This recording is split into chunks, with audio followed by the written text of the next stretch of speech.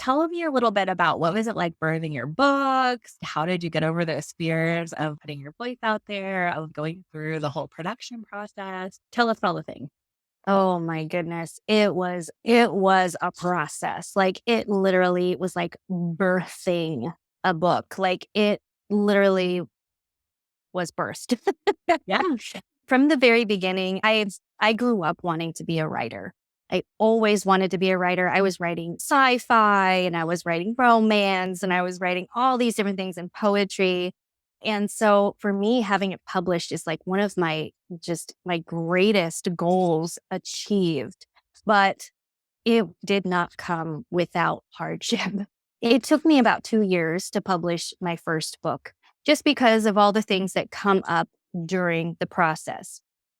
So when you're writing your book, the most important thing is now you have to understand if you're writing your book just for fun, to accomplish a goal, to just get your message out there, are you writing for passion or are you writing for money? Because there are two totally different routes to go, and neither one is better than the other. And I have my passion projects and I have my projects that are gearing towards replacing my full-time income. But you have to know which way you are going, because then there's differences between those two.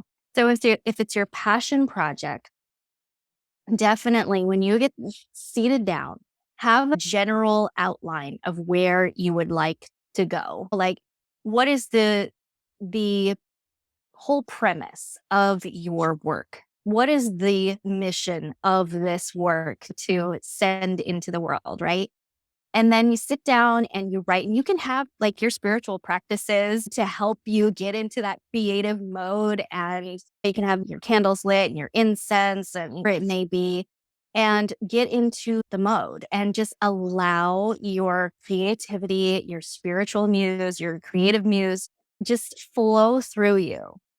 And then once you've written, you can write like 500 words a day and you can be done with your book within a couple of months, depending with editing.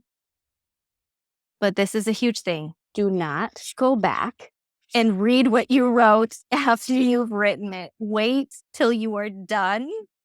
And then you're moving into the editing process, because I can guarantee you the moment you'll go back to read what you have written, all of those things come through: the imposter syndrome, or the where did that come from? Or let me just edit this a little bit and then edit this a little bit. And then you miss the message of what you were trying to convey, and it changes into something completely different.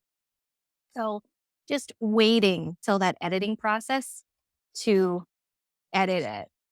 Because then once you get to that editing process and you start to read with different eyes, because now you're not writing, now you're editing, you will see all of the things that have come from your mind and your heart and just your entire being. And you'll be like, whoa, I cannot explain enough how cathartic the writing process is, because things will flow out of you that you didn't even know was in there. I went away for a weekend and did the outline, and that seemed to really work for me. I haven't been able to like nail down like an hour a day kind of vibe. Did you work on it daily? Was it in spurts, both? Yes, I started with the outline just to make sure that I stayed on task and stayed on topic within the book. And then once I had that down, I sat down for about half an hour a day.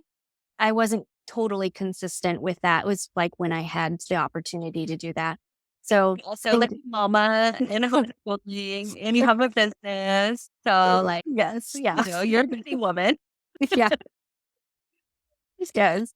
Yeah, so I would just sit down and I would speak the book. So I used dictation, which I do not recommend. If you speak like you write, then it might be okay. But you and I were talking about that earlier, and the way I speak is completely different than the way that I write. It's completely different. So if you feel that you are the same, then don't use dictation, because once it gets to the editing process, you will be like, what was I trying to say here? Because not only is like the way we speak different. And then there's like these things that we throw in there, the fillers and all these things, right?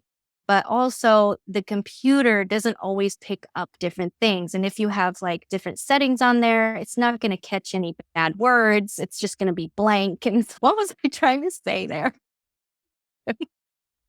Yeah. So I had a similar experience. I thought, oh, I can talk so much easier than I can write. Let me just do it that way. But I had a similar thing. I went to the transcription and I was like, I don't even work. What does this mean? yeah, yeah, that's pretty much how my book ended up being.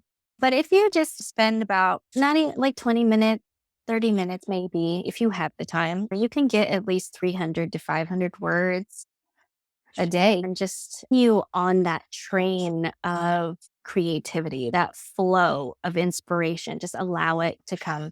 It's a lot easier that way. And even if you sit down and you're like, I don't even know what to write. Like, why did I even put this in the outline? Like, why?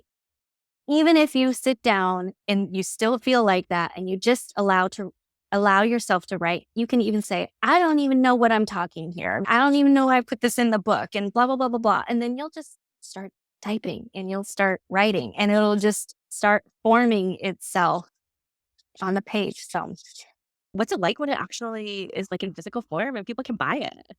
oh my gosh, Megan, it is literally the best feeling because it's like manifestation on steroids because it literally came from your head into the computer wizards, and then poof, it's like in your hand, like all the things that you've written, all the things that like your ideas are literally in your hand. It is, I can't explain it.